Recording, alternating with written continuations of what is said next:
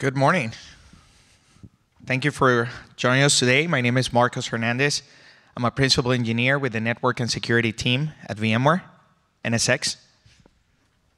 And my name is Xiao Hu, and I'm a TPM, Technical Product Engineer for Vayo. So today we're going to talk to you about, both Marcus and I has been working very, very closely with customers on the OpenStack for the last few years. And for me, it's a year and a half, and for Marcus, it's probably, what, 3-4 years? Yeah. Yeah. So what we want to first talk about is, sort of generalizing what we observed when we were working with a lot of our customers, and trying to identify some of the most problem areas they run into. And then we're going to trying to discuss how a lot of those issues we're, at VMware with Vayo, we're spending a lot of, engineering efforts to make sure customers don't run into the same mistakes over and over again. And then, so Marcus is going to talk about that, and then we will talk about what's new in our latest release to further help our customers to be able to adopt OpenStack and then some of the next generation solutions around containers in the data center. So first one is, traditionally, so a lot of customers come to us after they spend a huge amount of effort trying to either do it on their own, pulling the latest OpenStack bits from trunk and trying to put everything together, thinking that, it can't be that difficult, right?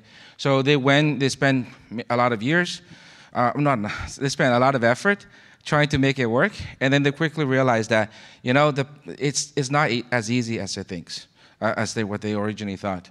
Yep, a big portion of our install base and production implementations of Vayo are actually, it's the second or third attempt by these customers to do OpenStack. So we, interestingly enough, we tend to do better if we come after a competitor and then the customer realizes, some of the challenges of a do-it-yourself OpenStack or maybe a different distribution. So when they look at VIO, how easy it is to install and deploy, we typically resonate for those customers who haven't given up on an OpenStack project, but maybe just on a specific distribution. Right. And a lot of the times, really, the focus is on the want. So there, I put this sticker in the middle, there's really two things, right? And a lot of people confuse the need versus the want, right? The need is the business drivers, right? Why are you going to OpenStack? What is the need to adopt OpenStack versus the want, which is I want to be able to pull any vendor I want to be able to integrate into, my environment. I want to be able to leverage the best of the breeds, right? So, but a lot of times the need and the wants doesn't really work together very well. So when you're forgetting the need and focus on the wants, then you are really, the need is enable application development teams to be able to push your core business to your customers as quickly as possible. Infrastructure should just happen. Infrastructure should just be there, and you shouldn't even be aware of what infrastructure is there for. So a lot of times the wants overrule the need, hence creating a big issue in terms of stability, in terms of, instead of helping the business team to deliver a solution faster, it becomes, the infrastructure team needs to be agile, all right? So it changes the problem statement. And one of the things we see a lot, and a lot of people come to our booth as well, is, I already got KVM running, and I have a huge vSphere install, right? And I want to have a single control plane. Again, the want, right? Not the need. I want to have a single OpenStack control plane that is going to work with my vSphere infrastructure, with my KVM, and maybe bare metal as well, right? And versus, I need to enable my development team to write the automation, to consume my infrastructure as code, to be able to write the deployment once and deploy it anywhere I want to, right? So a lot of so instead of instead of worrying about, working with the dev team to automate, to be able to provide a immutable infrastructure for them to do to be able to do, CI/CD, to be able to, having commits be able to deliver every commit to production, you're spending most of your cycle trying to building a gigantic infrastructure that is not sustainable. And what we're calling here the Frankenstack, I mean, we're not trying to be dismissive. There's obviously a lot of use cases for OpenStack, and some of those use cases we cannot satisfy with our own distribution. However, if what you want is an OpenStack dial tone that is supportable, that you can scale, that you can upgrade, and that you can send to the operations team to maintain after you've already experimented with OpenStack, that is the promise and the value that we're trying to bring to your use case. And one of the problems with the Frankenstein architecture is there's a huge amount of plugins, right? So anytime you adopt a different platform for your storage, you develop a different platform for your SDN, and you adopt a different platform for your hypervisor, right? It's a separate plugin. A lot of our customers really don't have the test coverage to be able to validate every single combination, right? The moment you add, 2 plugins into a single deployment, now you're sort of making the number of possible scenarios larger and larger, right? So the more you try to squeeze into one platform, right, the more combinations you have, and there is no test coverage. I mean, you have Tempest, you have Raleigh that does API testing and that does performance testing, but what do you do to ensure there's no package conflicts, right? So the moment I'm trying to add another plugin in, there may be some assumptions about the database settings. There may be repo conflicts.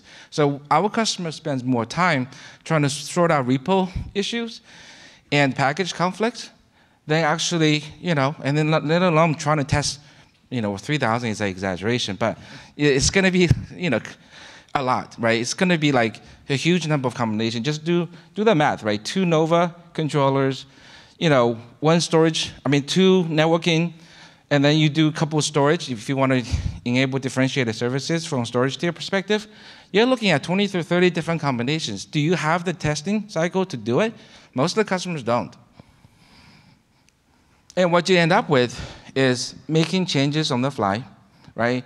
And not sort of aligning with disciplines of having the same infrastructure everywhere, right? So you will run, when you're trying to deploy the latest plugin for the new storage vendor you want to add, for example, it doesn't work. So what do? You make some manual changes just so that you can get out of this the maintenance window with things deployed. So what you end up with is snowflakes everywhere, right? No one environment is alike, and while you get away with it to get your cloud running, but eventually you're going to pay the price, right? So it's a technical debt that gets accumulated, and you don't realize it until you're trying to, pick up the next feature, right? Now you're sort of stuck.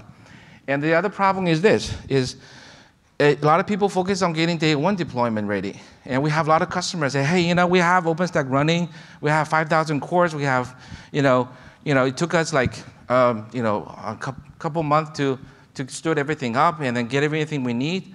But then, they keep, instead of trying to align with the community, they are always going to be sort of pulling fixes from upstream.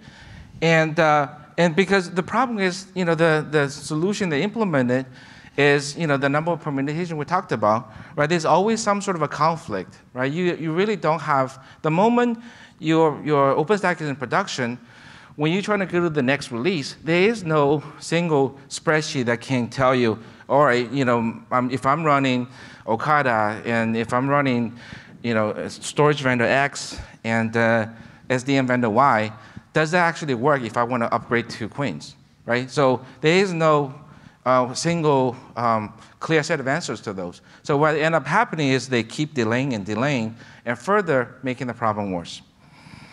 And the other issue is that even if you figure out the right combination, upgrading is not very easy. There's always,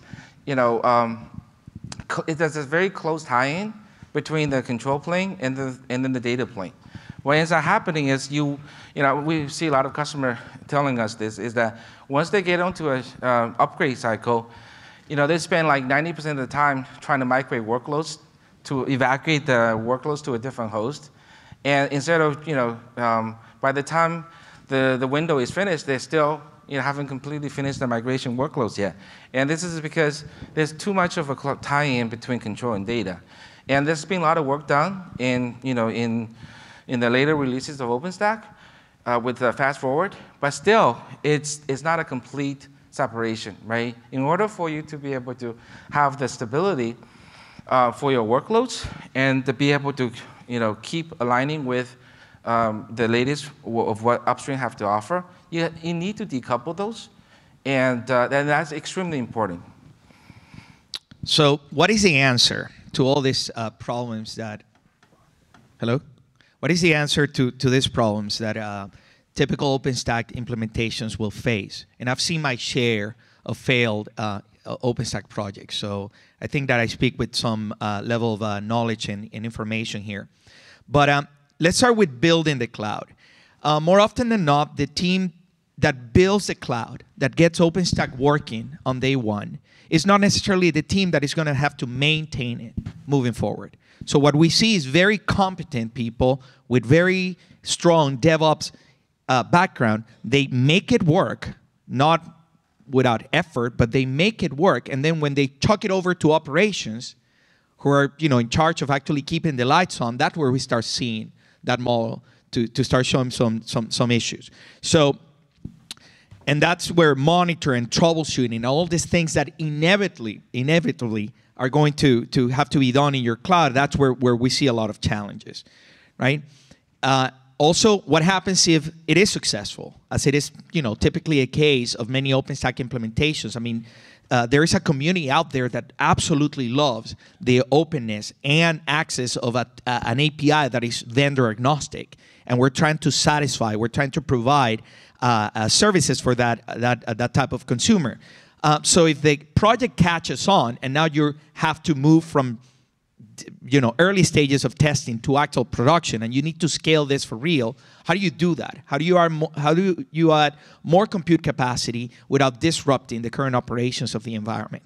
Those are the challenges. And then there's the upgrades and patches. I've been attending this conference for 5 years, and there's still like a lot of sessions at the OpenStack Summit dealing with upgrades and patches and installation and all that. I mean, think about that for a second. I mean, OpenStack has already, kind of crossed the chasm of maturity. OpenStack is real. OpenStack is being used in production, and we're still talking about how to upgrade this thing. So we think that there's a fundamental issue there, and there's a lot of opportunity for vendors like VMware to add value in all those day two operations.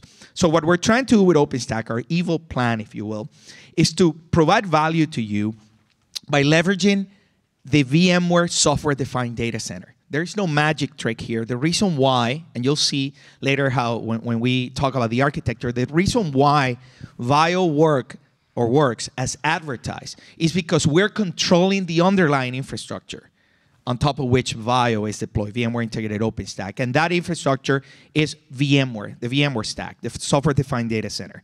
And it is also our goal, once you have made that transition, once you have accepted that VMware will be your underlying infrastructure, and then you will overlay on top of that an OpenStack API, then you can start to reutilize the skills and skill sets of your VMware teams who are very good at maintaining and operating VMware-based clouds. And an instance that is created by OpenStack lands on a vSphere cluster and looks exactly like any other VM that this team has been engineering, optimizing, and troubleshooting for years. So that is the promise of OpenStack. We're basically giving you the API that you want on the infrastructure that you know. Okay? So the product itself is VMware Integrated OpenStack, and the keyword is right there in the name. It's integrated. So again, right here, they should offer you a very easy decision factor here, right? If you're willing to go VMware, all VMware, in your underlying infrastructure, then VIO will make sense, right? We are an opinionated distribution that works on VMware and VMware-only components. So for compute, that infrastructure is vSphere, our compute virtualization platform. For networking, that infrastructure is NSX. And for storage, that infrastructure is our software-defined storage with vSAN or vSphere data stores. So that is the first thing that we need to understand about VIO, and that should make it easy for you to decide whether or not this product is a fit for your use case, right? And sometimes it takes an exercise in humility, right? I mean, a lot of these teams that have worked really hard in standing up OpenStack take a lot of pride, as they should, in all the work that they've put into the cloud. But again, do we really want to keep this as a science experiment, or do we really want to move it to where it's something viable for the business and you can start deriving value from this cloud? So again, if you're accepting the fact that we're an opinionated distribution and you're trying to leverage the skills, the investments that you've made in VMware, then VMware Integrated OpenStack will make a lot of sense to you. And we are, again, just to reiterate, we are opinionated, and I'm going to keep repeating that just to make sure that I land the message here. The compute infrastructure is vSphere. We're compatible with several editions of our vSphere infrastructure. vSAN is becoming a very, very popular software-defined storage backend on top of which OpenStack workloads are being deployed. And then for NSX, I just had a session a few moments ago, we have also a couple of options there. We can integrate with NSX optimized for vSphere, and we also added integration for NSX-T, our multi-hypervisor, multi-footprint software-defined network backend. Okay? The core differentiators for VIO, let's start with simplified installation, which again, it's incredible that we're still talking about how hard it is to deploy OpenStack. This is a problem that we resolved a long time ago.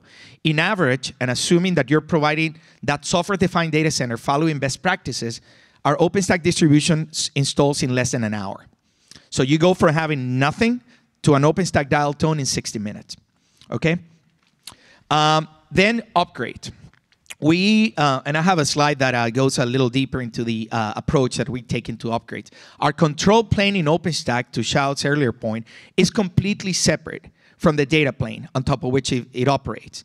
Our control plane consists of a number of VMs that provide the controllers and the database services and the API services that are make the consumption of OpenStack possible, but they're VMs. And what can you do with VMs? You can clone VMs, you can back them up, and this is the approach that we take to upgrades. What we do is a blue-green approach to upgrading OpenStack, where we stand up a parallel control plane on the newer version of OpenStack, and we then, when you are ready to actually migrate the data, we migrate the database from one control plane to another, right? I think, and please correct me if I'm wrong, but I think that we're currently the only distribution who also, that also allows you to roll back. There's definitely in the upgrade process a point of no return. Once you commit to the upgrade, you're upgraded, but that happens kind of late in the process. We give you the opportunity to actually roll back to the previous API version if there's something in the new version that didn't work, or your scripting or whatever you're doing to consume the API didn't work as expected. So we allow you to roll back. So I think that we're probably the only distribution with that capability, but I may be wrong, and I'll be happy to be corrected here. And then intelligent operations. The ecosystem of monitoring tools, troubleshooting tools, traffic engineering tools that exist around the VMware ecosystem is perhaps the most comprehensive in the market. So the idea here is that use the same tools that you're using today to monitor the infrastructure. It's just a VMware environment. It should work just the same when you do OpenStack. We register a plugin in vCenter, of course. And this is a plugin where you go and deploy the OpenStack control plane. Okay, so we are actually a sidecar service into vCenter, if you will. So this is the place where you would go for day 1, day 0 type of installation and deployment, and also for day 2 operations. We also expose and are in the process of actually modernizing an API for this plugin, so you can actually do these deployments or upgrades in a programmatic manner. Okay, so if you're very against UI-driven consumption, then we're also offering an API for deployment, upgrades, and maintenance. Okay? It is, once you click here, if you go the UI route, it's a wizard-based approach. So yes, you're installing OpenStack with click, click, click. Okay? And it's 13 steps where you provide just basically the geometry of your cloud. I mean, this is the IP addresses that I want. This is the VIP, the virtual IP that I want for my OpenStack API services. Here's my cluster where I'm going to put all these VMs. There's where all the NSX components reside. So you basically just describe the software-defined infrastructure, and then in a few clicks, you could also templatize that. If you were in the lab that we're doing on Monday for VMware Integrated OpenStack, we just imported a JSON template that describes exactly this infrastructure. And then you don't even have to type anything, and it's done. So let's talk about upgrades, because again, this is a hot topic and continues to be, and it shouldn't be in the OpenStack community, right? This should just work. We shouldn't be super proud that OpenStack is upgradable. It should just work, right? So our approach to hitless upgrades, as I mentioned, is leveraging the fact that our control plane are VMs. And it's really, really simple. And we have YouTube videos demonstrating the upgrade process. We have an operational OpenStack control plane. We stand up the new control plane, the new version.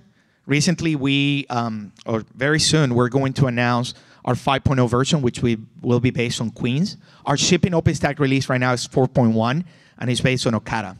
So we're actually jumping, leapfrogging Pike, and just going directly to Queens. And find me later, and I'll tell you, how that approach actually makes sense and why. But anyway, so we are Okata today. We will be Queens in 5.0. And what we do is we will stand up a Queens version of the control plane and then proceed and migrate the database. We do, while this is very easy to do and should not impact your application availability at all, we do obviously recommend an upgrade is a serious task. So we always recommend to our customers, take a maintenance window for this. There is, as part of the upgrade, we quiesce the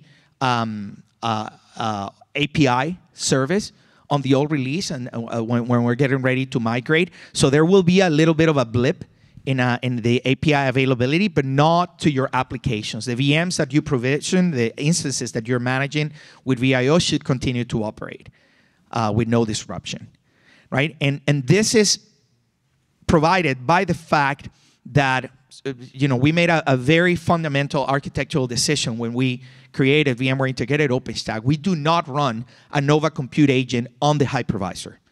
A Nova Compute agent for us maps to an entire cluster. So intra-cluster operations such as vMotion, DRS, putting a host in maintenance mode, upgrading or downgrading that cluster are completely invisible to OpenStack. So we can upgrade OpenStack without necessarily having to worry about upgrades to the underlying infrastructure or where those VMs are. Because we don't run an agent on the hypervisor, we actually run Nova Compute, and Nova Compute sees as a VM, and Nova Compute sees a cluster as a big hypervisor with aggregate capacity. I will say very quickly that while this is the approach for managing compute, we see a cluster, that's a resolution for compute. In Nova Compute, it's a cluster, not an individual compute node. For VM placement, that is not true. You can still deterministically put a VM, whatever you want, in that cluster. Be that a hypervisor or a resource pool inside of the cluster. The resolution for VM placement is very granular. But from a compute consumption perspective, one cluster maps to one Nova Compute as opposed to one Nova Compute mapping to individual compute nodes. And then intelligent operations. We have, at VMware, we have a number of operational tools. We realize Operations Manager. We have Log Insight, which is our CM tool for aggregating and making sense of all the logging and unstructured data that is extremely verbose in OpenStack implementations. But we also integrate, this being a vSphere environment, we can also integrate to a myriad of tools and solutions that this technology has been supporting forever. We also have ceilometer support in our current implementation of OpenStack. We're evolving that to include additional telemetry projects. So you could also use the OpenStack API in a programmatic way to monitor your application state. So whether you're using a VMware validated product with integrated dashboards for monitoring and troubleshooting, or whether you're using your traditional or independent monitoring tools, if these tools can understand VMware, then they can understand VIO. Okay? You want to do this one? No. Oh, okay. Yeah. So yes, we are trying again to provide. It's a very simple approach. We give you an OpenStack API on infrastructure that is very specific, which is VMware provided, right? So if the main driver for you looking at OpenStack, which I think should be the main driver for you looking at OpenStack, is providing an API experience, an open API experience to your application or automation tools, then VIO satisfies that use case.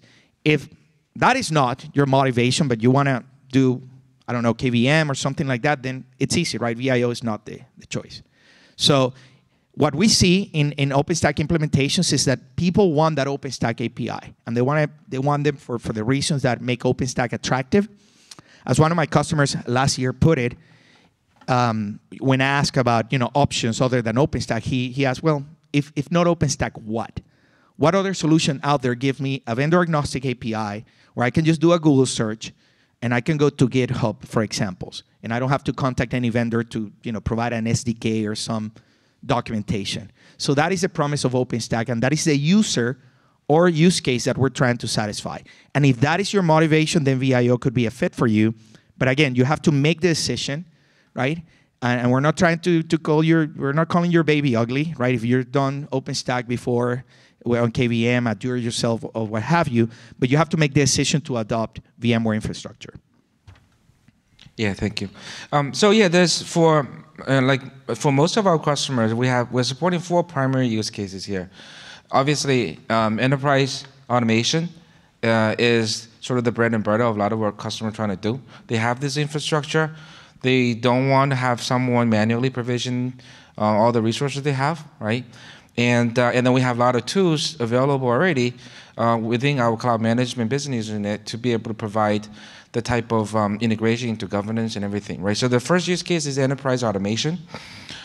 The second one is, everyone is aware that DevOps developers are taking over, right? So ability to sort of to be able to write infrastructure as code and be able to sort of provide the consistent deployment over and over again, regardless whether it's running on vSphere architecture or it's running on some KVM-based architecture, right? So the ability to support DevOps and allow developers the ability to create their own topology, to create their own in application workflow is another critical use case most of the VIO customers are after. And obviously, who can forget about NFV, right? And if you look at the sessions, NFV is the telcos are standardizing OpenStack, and this is every single VNF. This is the future. Where the telco workloads. So VMware has invested a huge amount of resources with our service providers, and we keep investing more with VMware integrated OpenStack to be that Vim layer for your NFV manual architecture. And last, if I may add real quick on the NFV use case, something interesting is happening here. That use case has actually driven platform enhancements on vSphere. Right, we're going to announce a DPDK accelerated switch for that will be very, very useful for applications that require high throughput and low packet sizes, things of that nature. So this is something that is actually happening in the underlying platform, vSphere and NSX, driven by this new motivation by the telcos to have OpenStack as that provisioning framework.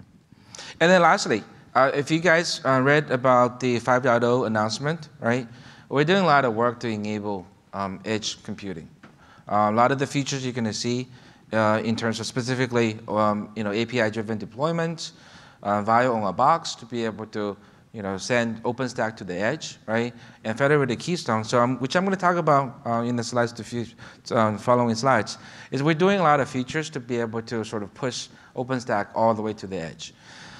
So edge computing is critical for us. Now, just a bit of history for those that is not familiar, right? So we're not new to this. We've been doing this since 2015. And with VIO 1.0, we started out with the Icehouse distribution, right? And really that, as Marcus mentioned earlier, is really trying to solve the challenges of operationalizing, deploying, be able to sort of provide these hitless upgrades, right? Coming up with the right architecture for the solution that our customer are looking for. And then since then, we have had 4 major releases, and we just announced VIO 5, right? It's coming up soon. And each release, if you can look at this here, is really, we're trying to simplify everything that our customer needs, right? I mean, our priority in terms of feature is based on customer requirements, right? Whatever it takes to simplify the operation, in terms of, like, for example, backup, that's something that, we can kill the entire control plane, and as long as you have a backup, we can restore it, right?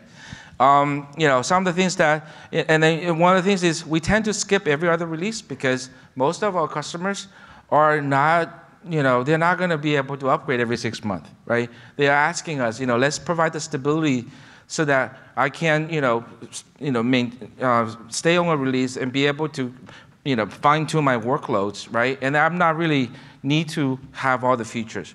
So by skipping every other release, we give customer the ability to operationalize it, and also be able to pick up the new features as the new OpenStack release comes out. So there's 5 major themes in our 5.0 release, right? So the first major theme is always bring the goodness of available in Queens, right? So we make sure that in all the features in Queens that are exposed to our customers. And the other second thing is advanced networking.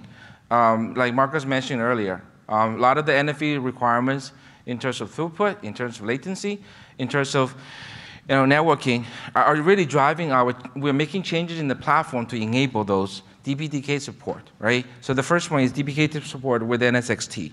DNS as a service, right? Be able to register your host names to your floating IPs is something all our customers are asking, and we're providing that, the designate support. Neutron AZ support, additional availability to your networking needs. Be able to provide separate DHCP services per tenant is something that we're doing with the V. Management performance, a lot of our service providers wants to have SLAs. They want to offer guarantee of resources. If you purchase X amount of CPU, X amount of memory, you need to honor that. Through tenant VDC our providers are able to guarantee X amount of resources to specific tenants they want. And this feature we introduced in 4.0. In 5.0, we provide the ability to map those resources across multiple clusters, right? To be able to have elastic pool of resources more than just having one cluster. 15,000 virtual machines, scale, and our customers want to be able to support as many virtual machines as they can in a single control plane. VIO on the box, which is the ability to push OpenStack to the edge, and vGPU support, right? What is AI and machine learning without GPUs, right? So we are enabling our customer to do that. Federation, security and metering. Keystone federation, right? It's required for edge computing, right? I don't want to have every OpenStack to have a separate user database. I want to be able to have a central Keystone server that maintains all my users, and now I want my distributed OpenStack deployments to simply authenticate to the central deployment, right? API encryption, end-to-end. Not only does your external URL as well as your internal URL is going to be completely encrypted, so that there's no man-in-the-middle type of attacks. That's very important for Edge. Inoki is something that we're supporting as part of the telemetry services. Containers, right? From our telco customers or our NFV customers, it's cloud native is the future for every sector. And with VAIO 5.0, we're bundling the latest Kubernetes 1.9 in our release. And we're also adding a lot of the capability in terms of be able to heal the cluster. If something is wrong with your worker nodes or your master node, you have the ability to sort of restore the state of the Kubernetes cluster, right? This is a service provider requires it, and we're doing it to support those use cases. And if using VIO with NSXT, VIO 5.0 with NSXT, you also have direct integration of NSXT with Kubernetes using the CNI plugin that we've developed for this purpose. So NSXT is able to actually see and treat a Kubernetes pod inside of a worker node as a first-class citizen from a security and connectivity perspective. So that is the resolution that NSXT brings to the table. Absolutely, great. Thank you. So what is actually included from an OpenStack project perspective, right? Our goal is to focus on the big tents, right? Our goal is to satisfy the need from our customer rather than trying to put everything in there and then not sure how well it performs, right? Stability and the manageability is the critical need for us. So, and then this PowerPoint here also sort of give you an illustration of how it maps, right? So the upstream Nova maps to our vCenter, Neutron maps to NSX. So Marcus went over all this already. So this is more of just a nice graphical user representation for you all. So some little bit details, right, about Quinn's release. I'm not going to spend too much. You guys probably know this already very well. vGPU support is critical. Keystone enhancements. Horizon dashboard is made more robust. Be able to specify, natting, no natting, and also Neutron AZ capabilities are built into the dashboards now. And also one big thing that we want to talk about is Cinder VMDK enhancement as part of the, VIO has also improved a lot in our 5.0 release. Networking capabilities, DNS as a service, we talked about this. We support the ability to associate a floating IP to a vanity name you assign to the virtual machines. New NSXT availability is really just trying to make sure that we have parity, right, between all our features using the infrastructure. So NSXT availability is available. And then, focus on high performance. So DPDK support using the enhanced VDS. And then DNS search domain is if a tenant didn't specify search domain, then you as a provider can put one for them. Container platform, right? Focuses on container networking. We're extending the DPDK support to the container level as well because of the NSXT feature where that Marcus mentioned earlier, right? So now is if you have and the ability to support heterogeneous clusters. So if you have a cluster that has worker nodes that's deployed on an NSXT switch that supports the DPDK, right? We're extending that all the way to the container level. Security monitoring, encryption, end-to-end encryption. And the other thing is the deny all, is that if for some reason you forgot to program a security group, we will drop all traffic so that you don't accidentally leave your application wide open. So performance, 15,000 virtual machines. This is a testing limit, right? Our control plane should be able to scale a lot more than that. This is more like we're running out of hardware servers to validate more. if we're being honest. Yeah. So any questions? Yes. Can you use the mic, please? Thank you. That was very interesting. I have a few, but I don't want to hold the floor. Very quick. When you said that your VIO uses NSX and vSAN, does that mean that the original vSphere you could plug in like EMC storage or NetApp or other networking providers, that's no longer an option? Okay. Two things here. So VIO can consume VMware vSphere data stores, right? That is what it sees, right? The data stores can be backed by any array of your choosing. Okay. So if you're using EMC, as long as you can present that storage array as a shared data store to the ESXi environment, then VIO will be able to consume that. Right? So yes, absolutely, your EMCs, your NetApps, your Hitachi storage is absolutely 100% supported. What you need to remember, if it's supported by vSphere, it will be supported by VIO. The comment about vSAN, which is our own software-defined storage, and there are SKUs, the so-called vSAN ready nodes, by pretty much all the storage and server vendors. If we're using vSAN, that is a specific type of data store. It's called a vSAN data store that also works with VIO. So the answer is yes and yes. Okay. And then in traditional vSphere, there's the concept of clusters and resource pools and data centers. Does that apply to VIO, where you often will scale to large, or you're free of those restrictions? Yeah, so we actually we have the ability to allow customers the choice, right? So to your point is, basically, Marcus mentioned earlier, every vSphere cluster is showing up as a virtual hypervisor for us, right? And then through Nova Scheduler, we can pick the right scheduler. Pick the right cluster to deploy the workloads to. And so that's, and then if we... Sorry to interrupt you, but so we're going to take questions. I'm sorry about that. So we're going to take questions. I mean, thank you so much for your time. But we're going to hang out around here and answer questions. Yeah, thank you. Thanks, everyone.